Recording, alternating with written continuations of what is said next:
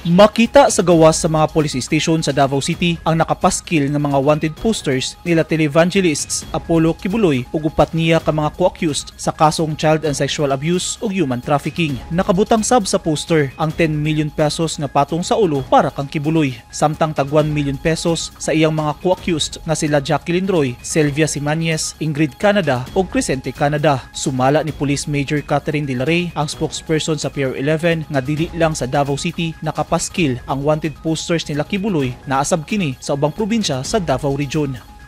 Directive na sa Regional Director to post the wanted posters of Pastor Kibuloy at kapapaksan niya kakauban.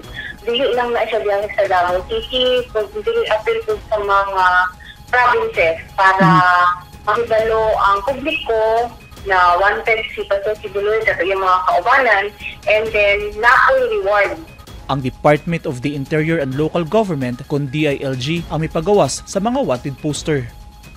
Makakabang na siya sir mo kay kato pa lang gani i-post na mo ang poster sa mo ang website sa LED wall na dakpan maganan na gani natin ito si Pauline kay na-arti nakahatag sa information. So hopefully kaning pagpaskil sa ilang mga posters sa mga police stations mas mapadali ang ginayin na effort makapagpangita sa ilaha. So dili lang ang kapulisan sa Davao, hindi apil na po ng mga kapulisan sa laing region.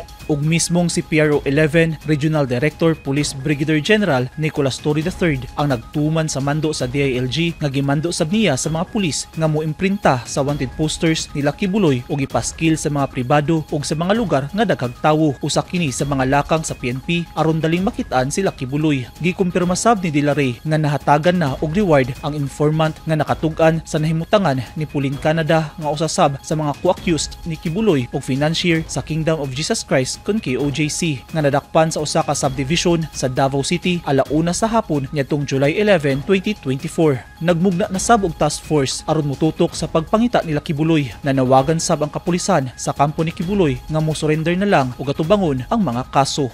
Eugene Hinutan, Newsline Philippines. Stay safe.